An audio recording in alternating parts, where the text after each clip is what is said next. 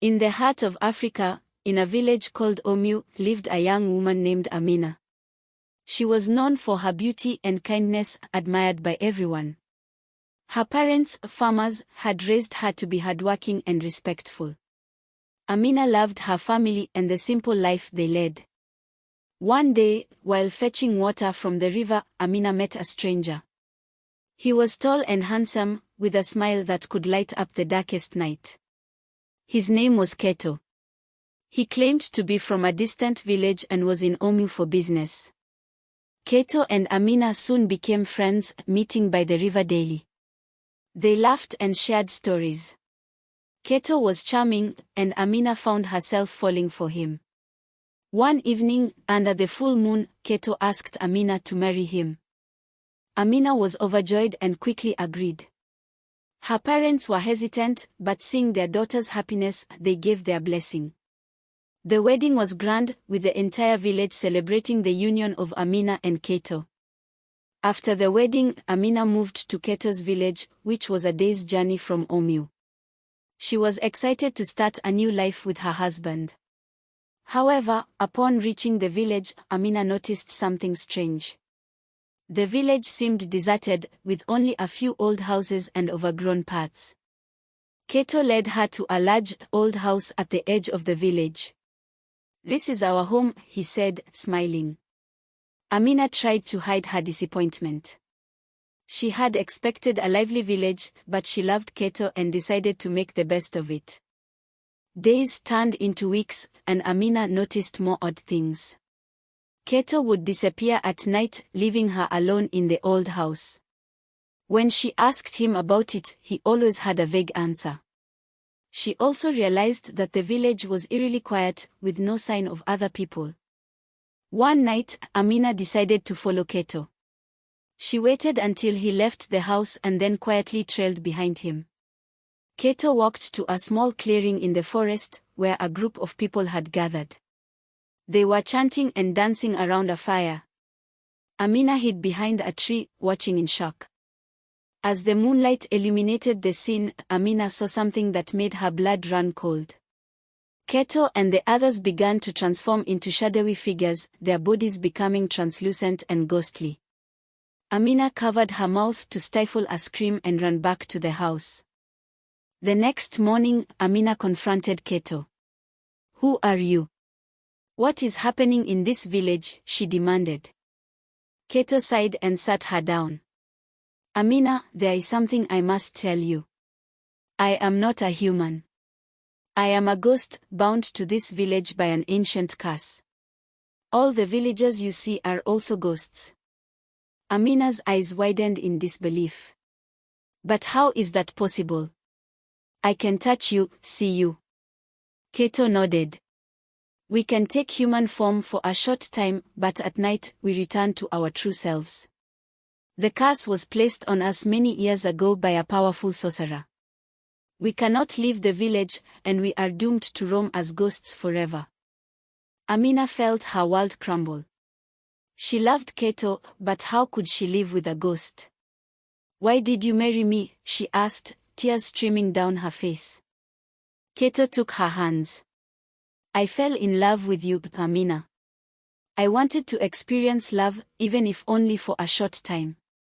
I hoped that maybe, together, we could find a way to break the curse." Determined to break the curse, Amina and Kato set out on a quest. They traveled to distant lands, seeking wise men and powerful sorcerers. They faced many challenges, battling wild animals, crossing treacherous rivers, and enduring harsh weather. One day, they met a wise old woman named Nondi, who lived at the edge of a dense forest.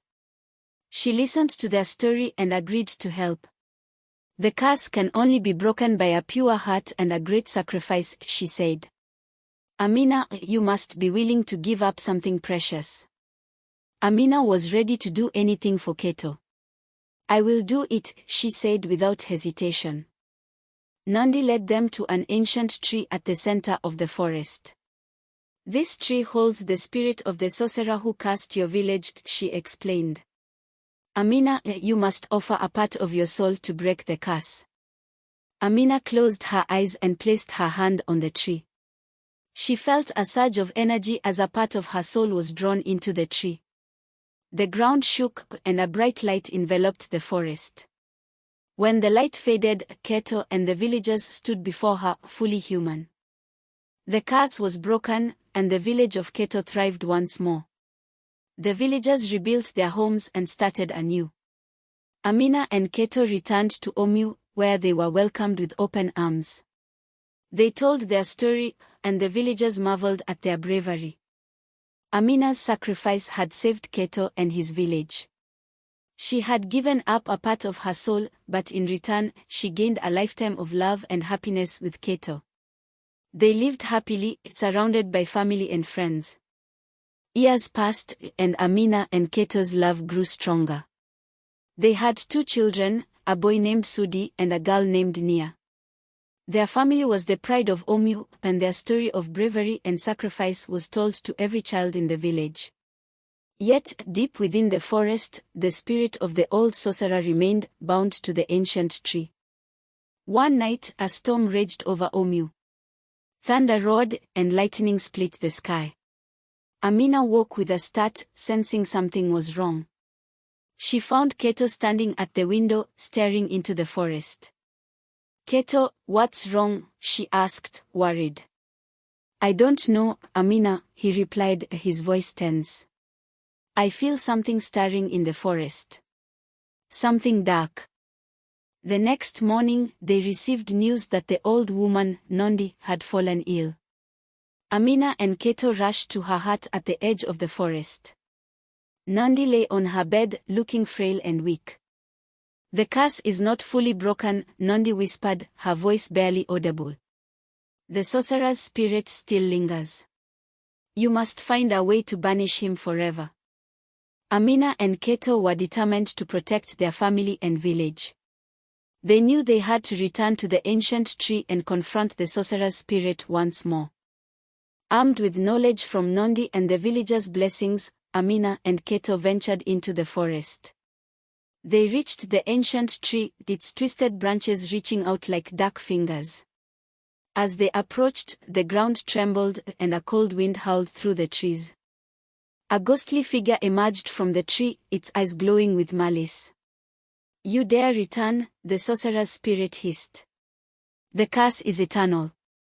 You cannot defeat me." Amina stepped forward, her heart pounding.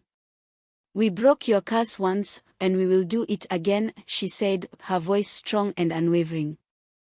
The sorcerer laughed, a chilling sound that echoed through the forest. "You are but a mortal. You cannot comprehend my power." Kato joined Amina, standing by her side. "Our love and determination are stronger than your curse," he said firmly. "We will banish you forever." Together, they recited the incantations Nondi had taught them. The air crackled with energy, and the sorcerer's spirit writhed in pain. Amina felt the strength of her soul and the love she shared with Kato fueling the spell. With a final, deafening roar, the sorcerer's spirit shattered, dissolving into the wind. The ancient tree groaned and split, its dark energy dissipating. The forest was still once more, and a sense of peace settled over the land. Amina and Kato returned to Omu, where they were greeted as heroes. The villagers celebrated their bravery and the final end of the curse. Nondi recovered, her strength returning with the banishment of the sorcerer's spirit. Life in Omu flourished. The fields were bountiful, and the village thrived. Amina and Kato's children grew up hearing the story of their parents' courage and the power of love and sacrifice. Amina often walked to the river where she had first met Kato, reflecting on their incredible journey. She knew that their love had not only saved Kato and his village but had also brought peace and prosperity to Omu. Years later, as Amina and Kato grew old, they continued to share their story with their grandchildren. The legend of Amina and Kato became a timeless tale, passed down through generations, the reminder of the enduring power of love and the strength of the human spirit. Amina and Kato lived a long, fulfilling life, surrounded by family and friends. Their home in Omu was always filled with laughter, love, and the warmth of their legacy. They taught their children and grandchildren the values of courage, sacrifice, and the power of a pure heart. As they aged, Amina and Kato often sat together, reminiscing about their adventures and the challenges they had overcome. They knew that their love had transcended the boundaries of life and death, breaking a curse and bringing happiness to many. When the time came for Amina and Kato to leave this world, they did so peacefully, hand in hand. Their spirits, united by love, were said to watch over Omu, blessing the village and its people. The villagers of Omu continued to honor Amina and Kato's memory. Their story was told in songs, dances, and festivals, a celebration of their unbreakable bond and the triumph of love over darkness.